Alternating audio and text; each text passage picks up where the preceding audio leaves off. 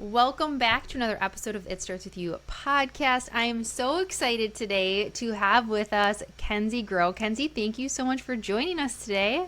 Thank you for having me. I'm excited to be here.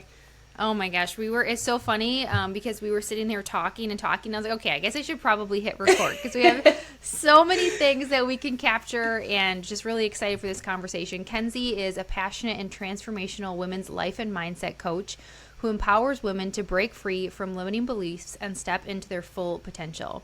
With a unique blend of subconscious mind work, breathwork facilitation, and clinical hypnotherapy, so cool, Kenzie guides women on a powerful journey of self-discovery and empowerment, helping them unleash their inner powerhouse and create a life they truly desire. That is a powerhouse bio that you have. Thank you. Love it. Okay, so first of all, obviously, we've been connected.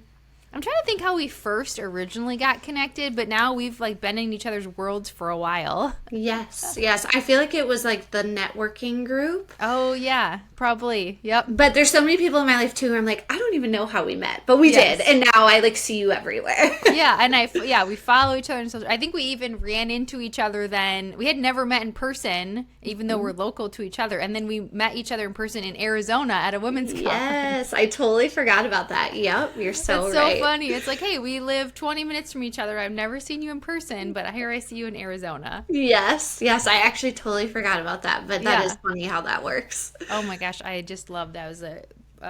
Kenzie and I both went to this Powerhouse Women conference. It's so good. I was so bummed I had to miss it this year because overlapping schedules, but which is super exciting because this is essentially what we're talking about today is really diving into, I want you to share a little bit of your story and how you got into this. But then, of course, for those listening, and I know we have a lot of women listeners, this is for you. And also for those of you, men that are listening in as well, these are tips for you, obviously, as well, for things around mindset and potential, and also for empowering, women in your life as well. So, Kenzie, first of all, I'm just curious, share with us a little bit of your background and how you got to where you are now. Because I know that my listeners love to hear people's journeys of what led them into what they're doing.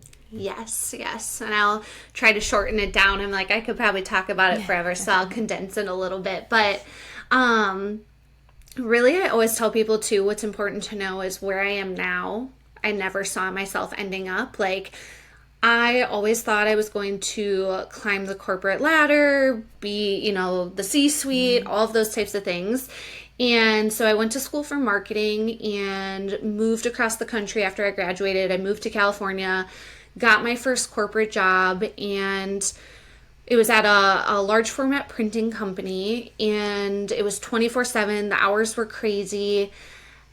I never learned anything about work-life balance or having boundaries, and I really just threw myself into my job. I wanted to grow and succeed in that position. And after about a year there, I had just really burnt myself out. I was lost physically, mentally, emotionally, and I always just tell people I had this moment. I was sitting in the break room. I'm looking at this pathetic salad that I made. And I just had this epiphany of this is not what I want my life to look like. This is not what I thought the corporate world was going to be or what I thought I was, what it was going to look like. And so I knew something had to change. And so in that moment, I did start applying for new corporate jobs. And eventually I got a job at a tech startup. But I had to find myself again. I feel I really lost myself kind of when you go from those different shifts of a college student to now you live across the country and you're a corporate worker and an employee. And I started working out and I started eating healthier. And I'm sure with that, as you start to feel better, your mindset starts to shift too. You're feeling more confident. And so I really loved how I was feeling. And I felt if I was feeling that way in the corporate world, I couldn't imagine what other women were feeling who had been in the corporate world for many years. And so I decided to become a health coach and a personal trainer, and I was loving doing that. I was training people before I went to my corporate job. I was getting up at 4 o'clock or 3:30 in the morning. I don't know why. That's how we start, right? Yeah. When I look back, I'm whoa. Even my husband sometimes is remember when you used to get up at 3:30 and go train people? I'm yeah, that was rough. But in the moment, I was loving it because it was something new and exciting. And so I'm training people, mostly women, and I'm just noticing that they're not changing their habits. They're telling me they want to, do all these things. They want to follow through. They want to lose weight. They want to change their confidence, but typically they're not doing it. And so I knew something was missing. I kind of had the body piece and a little bit of the soul piece, but then it's like there has to be something with the mind, how we form habits. And again, I didn't really know any of this that I know today. And so I ended up going to my first conference for entrepreneurs. And this guy gets on stage and he starts talking about NLP, which is neuro linguistic programming, talks about, how we reprogram our subconscious minds, I call it our map of the world, the map of the world inside our head looks like. And so I just had this epiphany. I'm like, yeah, this is it. This is what my clients need. And so my friend happened to know someone that trains people in NLP. And so over years, I kind of just condensed it, but over years, I got multiple certifications in NLP, life and mindset coaching, clinical hypnotherapy, breath work, sound baths, all the things. And just so start transitioning a little bit more into life coaching. I'm a manager at that tech startup still. I always wanted to do my business full time, but when you're collecting like a cushy paycheck, you're like, oh, this is comfortable, Yeah. And so one day, January 2020, I get pulled into my manager's office and they're like, yeah, we're laying you off. Like your position's gone. Go pack your stuff and you're gone. And of course, I want to emphasize, of course I had a freak out moment of crying. What am I doing with my life? What am I going to do? I started looking for more corporate jobs and just was kind of crying to my husband, like nothing stands out to me. I don't want to do any of these jobs. And he, thank goodness for him, was like, you've been wanting to do your business full time. Why don't you just do it? We'll figure it out. Yeah, now's the time. There's the push. Exactly. And in the moment, and that's why I try to emphasize, in the moment, of course I'm freaking out and I call it a pity party. I'm feeling sorry for myself. But when I can look back on it, the universe was like, boop, there's your push. This is your sign. You weren't going to do it yourself, so we're going to do it for you, So that's January 2020. My husband is a dietitian, so he had to match schools and all of that to finish his schooling. And so we decided, we think it's time to move home to Wisconsin. So July of 2020, we move home and I've been doing my business ever since, full-time ever since, a little bit part-time in the beginning just to get things up and running, which I think is important to note because sometimes we do just have to make things work. Right. But then was able to go into it full-time.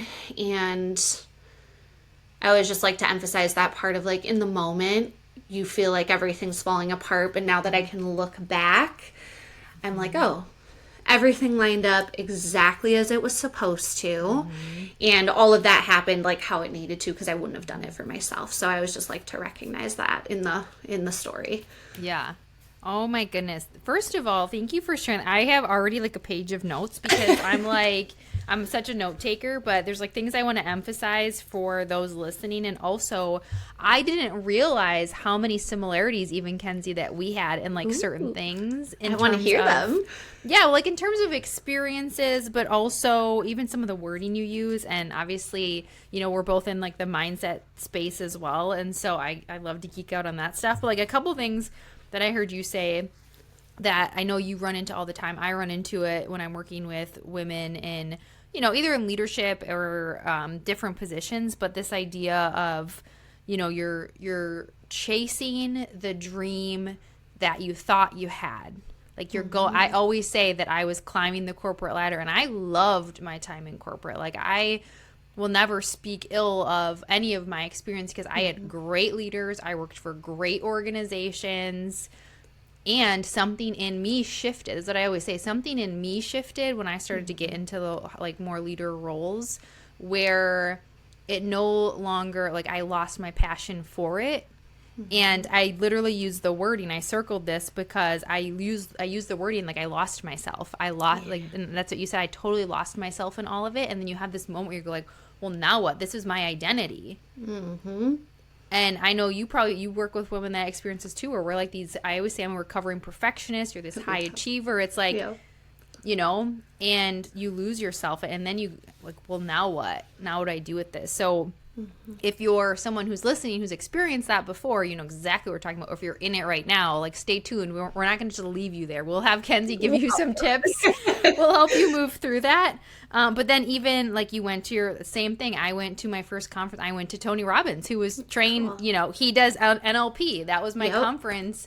And it was like, whoa, it opens up your mind to this world of like, what? Like, what's out there? Yeah. I'm like, why don't we learn this in school? This should be a class, you know? It should be. We need to learn that we can control what goes on in our heads. Yes. And no matter where you are, like, I feel like entrepreneurs and small business owners are a lot more evolved in this space, in my experience, since we both work with both.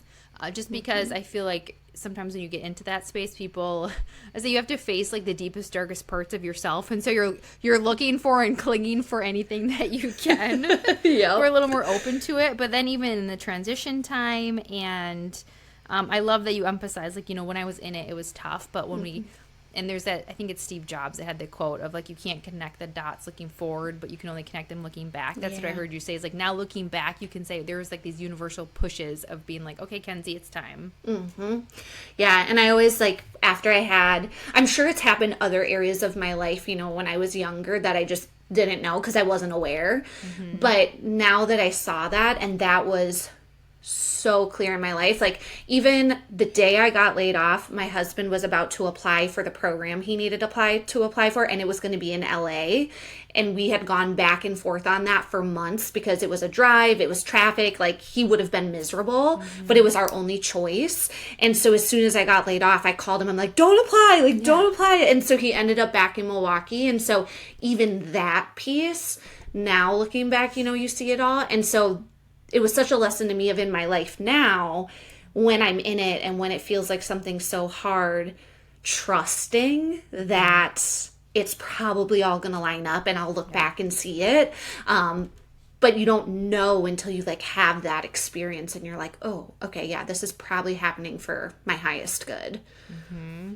And there's so many times I talk about that in one of my keynotes that I give. I talk about this idea of self-trust, and I think in general all of us need to develop that muscle more of trusting ourselves. I think, you know, again, women, I feel like can really struggle with that. We've got this intuition in this gut, but we tend to like bury it down so much.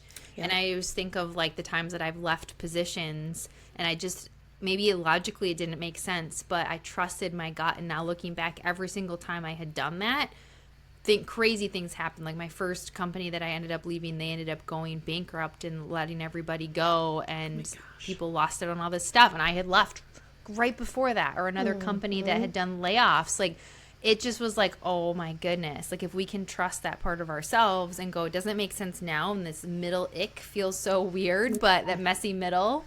Yeah. So I know we're probably hitting on a lot of things for people listening. What are some of the things and the women and the people that you work with now, what are some of the biggest, I guess, blocks that they have? Like, if you had some themes of like, what are those things that are getting in people's way that you're really helping them through? Yeah, if I could say, like, if I think about my number one, what I hear is, Kenzie, I don't even know who I am anymore. Like, I don't know who I am outside of mom or boss or manager or whatever it is. And so it's helping them find their identity again outside of all these other roles that they hold, because as women, I think we do it, you know, innately, but I also think society kind of pushes us that way, that we give all of ourselves and we sacrifice all of ourselves. And while that's great, and I want to be known for like, she loved hard and she was so kind and things, it's really easy to lose like, who am I outside of these roles? And so helping those women find themselves again. What do you like to do for fun? What does self-care look like? Where do you need to put boundaries in place? Where are you self-sabotaging? So those are a lot of the topics that we cover.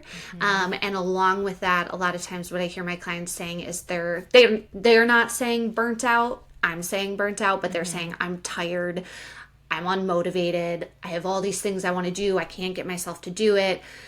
all these people reaching out to me. I want everyone to leave me alone. Like, those are the signs that we're looking for burnout. And so helping women come back from burnout and finding more balance in their life, whether they are an entrepreneur or they're corporate, how do we do that? How do we balance you in your business? How do we balance you as a leader in corporate and make sure that you are maintaining your own identity outside of that? Because like you mentioned earlier, you leave corporate, you get laid off, whatever, and you're like, oh, I made my whole identity work. Now what? Yes, You know, and so it's really important to me to emphasize to people, you can love your work and I want you to. You can get up every day and be excited, but you also need to have something outside of that as well.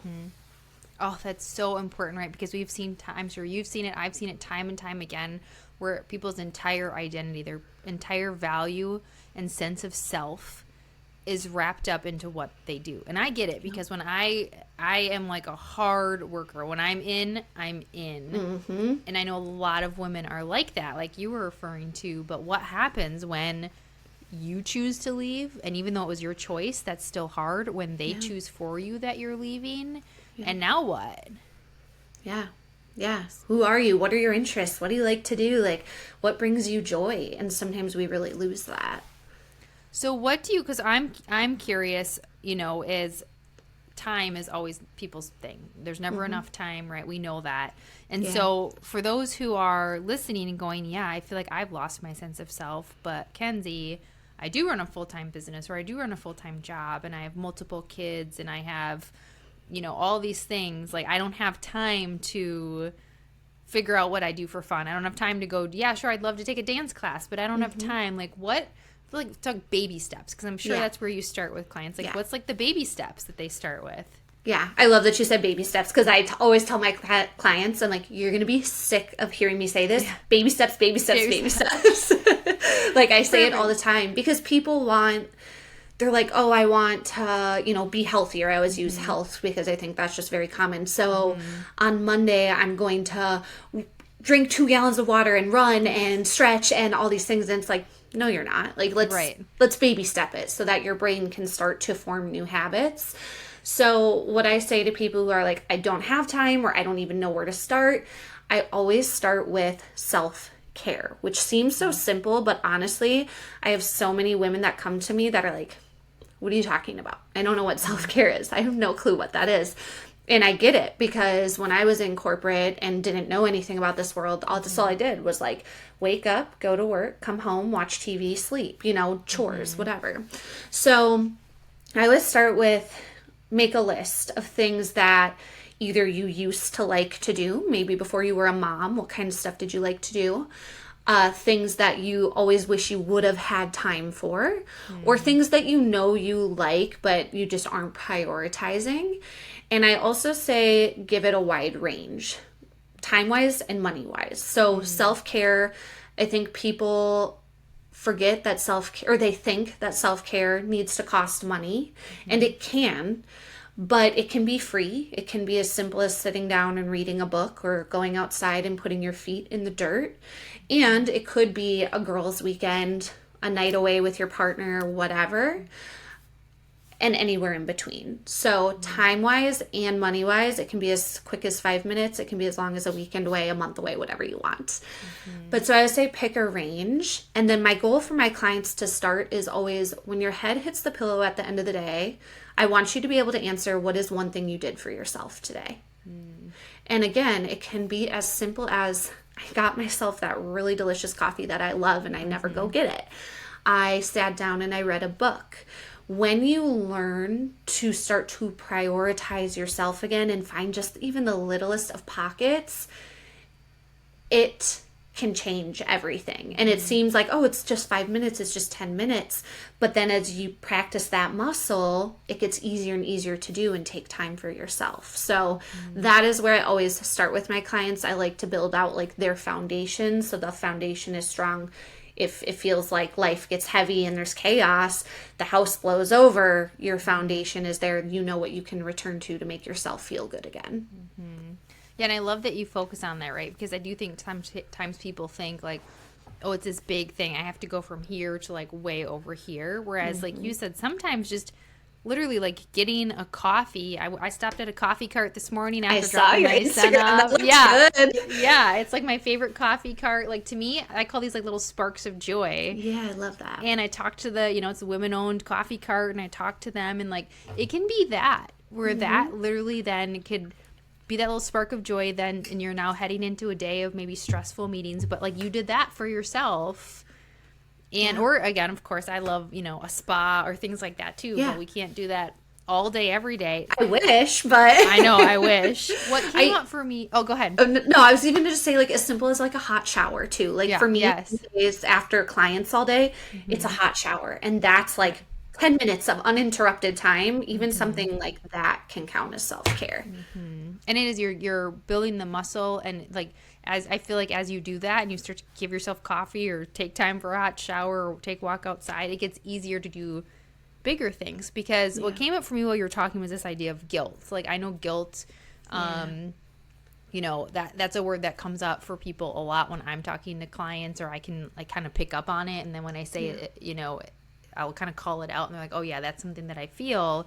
I think women can feel this idea of this guilt of either spending the money or spending the time on doing it. And, to be totally transparent, like I need alone time. Like I have a kid, I have a spouse, but I have really, I'll have guilt occasionally. Like sometimes if I have to travel for work and I'm gone for certain lengths of time, or if it's really busy and my husband has to pick up the load. But in general, like I own that I need alone time. And so I don't carry this huge overarching sense of guilt if I take time for myself. Yeah. Because I know that I need it, and I know that I'm a much better mom and wife when I work out in the morning, when I take time for myself. But I know that not everyone does that. People have varying levels, and some women feel so guilty doing anything for themselves. So how do you help them navigate that? Yeah, I feel like you hit the nail on the head of like, we are taught that women are supposed to give all of themselves, and that it's selfish if we put ourselves first. But it is a conscious mindset shift of saying like, just exactly what you said of you show up as a better mom, wife, business owner, probably every area in your life when you are taking time for yourself. And I think sometimes women lose that. They're kind of just like, oh no, I'm just supposed to give. This is what moms are supposed to do. And then you just get so lost in it. And so even just reminding women like, hey, if you took 10 minutes to move your body in the morning, if you took that hot shower and asked your husband, like, you got the kids, I'm going to shower, I need this time, you would show up so much better in all areas of your life. And so, can we do some NLP and some hypnosis around guilt? Sure. But I think a lot of times it's just that conscious shift of, yeah, you're right. Like, I know that if I take this time, I'm going to be a better mom, a better coworker, a better employee. And so just making sure you prioritize that. And again, those baby steps, like what is one little thing you could do to just make sure you're showing up as a better version of yourself? Yeah, and I love that you just brought up the hypnosis, because I want to go there and talk about this, because obviously you do coaching and things like that. But the hypnosis piece. So talk to us a little bit more about, first of all, you don't hear that as much. Coaching is becoming more and more of common words and lingos, even in the, 5 years that I've been a certified coach. Like it's becoming a lot more common now. I would say that like that hypnosis idea. So first of all, like what do you mean by that? How do you integrate that? Yeah. And like, cause you do the coaching, the hypnosis, breath work, like, so how do you, let's talk about hypnosis first. Like, what do you mean by that? And how do you integrate that into your work? Okay. I'm like, where do I start? Yeah. So we talked a little bit about NLP, which is mindset.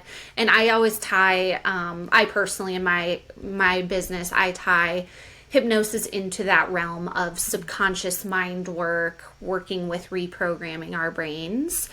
And so the first thing I'll say is a lot of people come to me and they're intrigued by hypnosis, but the only thing they've ever seen is like a show in Vegas or your high school graduation where they bring in and they make you bark like a dog or cook like a chicken.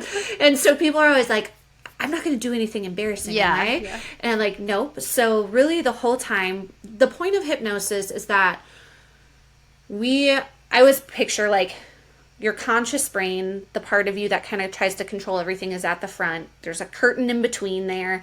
And then the subconscious that controls 95% of our thoughts, beliefs, habits is in the back. We use hypnosis and a certain way that we speak through hypnosis to get the conscious brain and that curtain to kind of pull to the side and just take a little break. And then we're talking directly to the subconscious and we're starting to reprogram it. So if you've been told your whole life that you're not smart, you're just not smart enough, you could never do that, you couldn't have that, you couldn't apply for the job. Well, typically that belief was given to you by someone else, but it's not yours, but you do carry it out through your life. So you don't apply for the job, you don't apply for the school, you hold yourself back from opportunities, you don't do the public speaking engagement because you just feel like you're not capable. So we can use hypnotic language to start to reprogram your brain and say, okay, your belief was that you're not smart enough, but now we want your belief to be, I'm capable of hard things, or whatever it is that you choose. And with hypnosis, our brains love repetition. So the more we hear it, the more your brain starts to take it in and say, oh yeah, I remember you saying that. Like, I am that person. And so I always record the hypnosis and I tell people, listen to it while you go to bed, or just, meditate with it or whatever. But it's really a tool to reprogram our brain and to overcome limiting beliefs, overcome bad habits, start to become the person that we want to become. I don't know if you want me to keep going on. I was going to say like how I kind of incorporate it. But do you want me to pause for a sec? Yeah, no, well, I am curious because I think, again, when I think of people who, like, to me, I'm like, oh, yeah, this makes sense. Like, I've done hypno breath work. Yes. Where it's kind of like almost combining the two. But I always have to remember, right? Like, we have to remember how far on this, like, there's a scale of personal and self-development that I think people are on. And we're so far to this other side because of what we've been through. So when you're talking to people about this, or even like in organizations, or if you're talking to people who are like way on this, the far end of the scale of like, I just started listening to like self-development books. Yeah. Like, how do you get that? Like, what's the buy-in look like, So that's a great point. And typically, unless someone comes to me and they're like, I saw you do hypnosis, I want you to hypnotize me. Okay, great. Let's just make sure we're both clear on what it is. But it is not if they don't know about it, if they've never done this work, personal development is newer to them, it is not my go-to. I incorporate it later, but I start by showing them like, what is the conscious brain? What is the subconscious? How do we form thoughts, and how are they holding you back? And so we start there, and then as they're understanding the work and how the brain works, then we typically start to incorporate hypnosis. But I'm usually through the beginning education and teaching them like how conscious and subconscious works. Then once we get to hypnosis and I start to explain it more, they're like, oh, okay, yeah, that makes sense. I'm rewiring my brain to have the beliefs, thoughts, habits that I wanted to have. But yeah, you're exactly right. We don't typically start there unless somebody is like, hypnotize me, please. Yeah. No, and that makes sense. That's why I was like, I assume that's what you did. So it's like, for those of you listening, if you're like, okay, well, checked out, that's too far. It's like, just totally remember, it's a sliding scale that people are on, and you're all coming in and as listeners on different points of that scale of where you are. And so obviously with Kenzie's experience, and it's like there's different points of meeting people where they're at. Yeah. So I'm curious, in having worked with so many different women and so many different things, like if you could I love to like give this like visual, like if you could take like women and like shake them on the shoulders and like tell them like one thing, like what would be that thing that you would tell them? Oh, that's always such a good question. If I could shake them, and I think it's kind of like what I wish someone would have done to me. And it's a loving shake, everybody. It's a loving wake shake. Up. Yeah. I feel like it would be like, you can do anything you want. You can do anything you put your mind to, the dreams you've been having, the things that you dream about, the things that you've been wanting to do in your life, these grandiose ideas that feel so far off. you're dreaming of them because they're capable, or you're capable, and it's possible for you to do it. And so just reminding women of like, you are powerful, you are capable, and you can do anything you set your mind to. And sometimes it is through doing some of like the subconscious work and the strategy work that we discover like, oh yeah, I can. I've been holding myself back. So just reminding women of how powerful they are, and truly we're capable of anything. Oh, I love that. And your answer might be similar, but I'm curious because something that just popped in while you were talking, like if you could talk to an earlier version of yourself, whether it be when you were younger or even when you were in corporate, like what would you, now that you know what you know now, what would you have wanted to say to yourself? Ooh, that's a good one too. I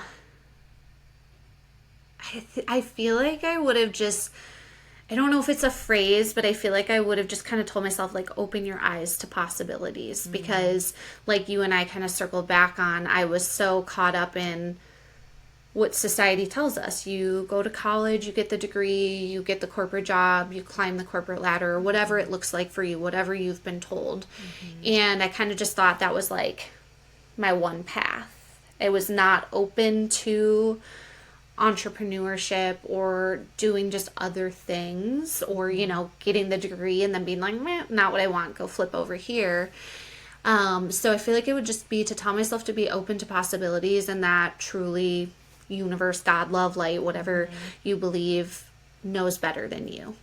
And so knowing that like there is a path that's laid out for me, probably bigger and better than I could ever imagine.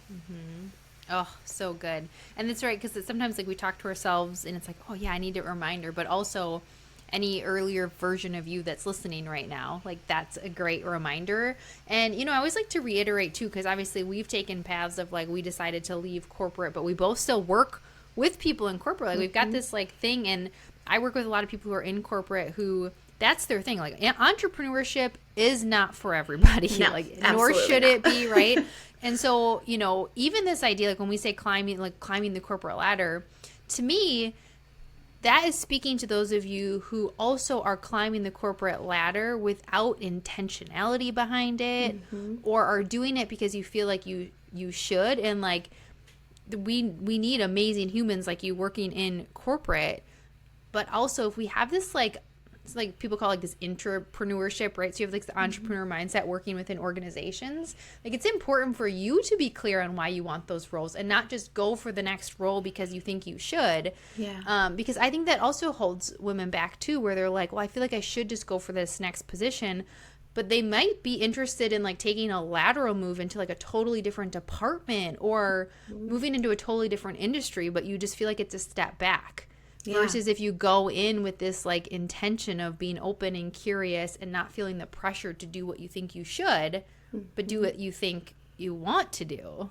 Yeah. Yeah. And to that point too, like if you are the woman that's like, I want to climb the corporate ladder, I feel good about this, this is exciting, this is where I thought my life was going to go and where I want it to go, that's great too. But I think it's about the intention behind it of like, are you making sure that you still know who you are, that you have boundaries, you have self-care, like whether it's corporate, climbing the corporate ladder, going entrepreneurship, whatever, just making sure you're really intentional and aligned with your life, I feel like is so important.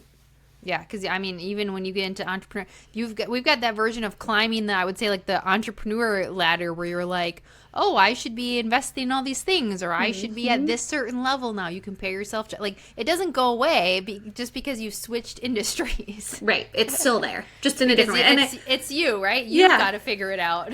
Yeah, and I always say too, like, I still am, like, how I always thought I was gonna like be the CEO. I was like, I am the CEO now. It just looks different, Yep.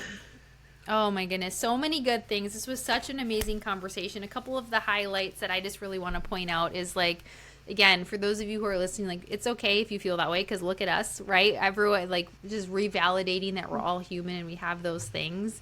And so many great, tips and insights from Kenzie, some of the ideas of around, we talk about like trusting yourself, really being able to see the opportunities, taking those small baby steps, right? Being able to find yourself again. I love that you take your clients through that, and like, what's fun?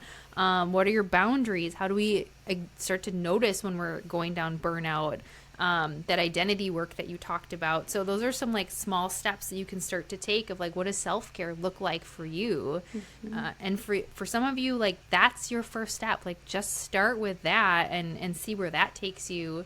And so, Kenzie, I know that, you know, people are going to want to follow you, connect with you. So first, just share with us, like, how can people stay connected to you? What do you have going on right now that we can share with the listeners? Yes. So number one place is Instagram, Kenzie Groh, KenzGroh.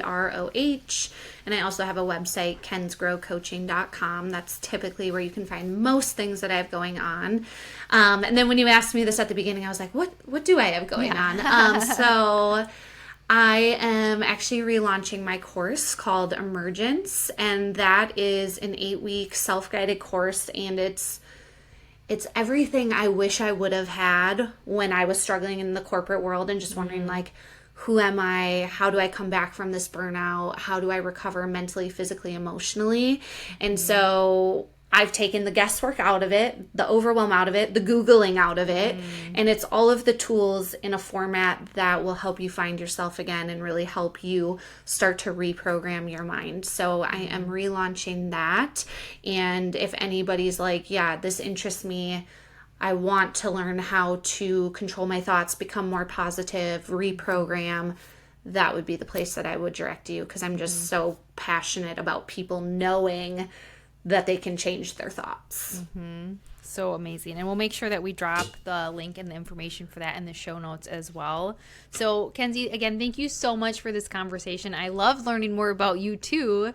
And even like your message to your former self, like I'm like, oh yeah, I need to hear that. Like that's why we have these conversations, right? Because I'm sure you experience this too, like the things that you help people with, you're like, oh yeah, I needed that reminder myself. 1,000%. Yep. And sometimes it just takes a different voice. You have to hear it from someone else to be like, oh yeah, now that clicks. Yeah. Oh, amazing. Thank you so much. Thank you all for listening. Make sure that you leave us a rating review, share this. Tell Kenzie that you listened to her episode and what you took away from it, and share it out there so that we can get all of the amazing work that she's doing out there to more people. All right. Thank you all for listening. Have a good day.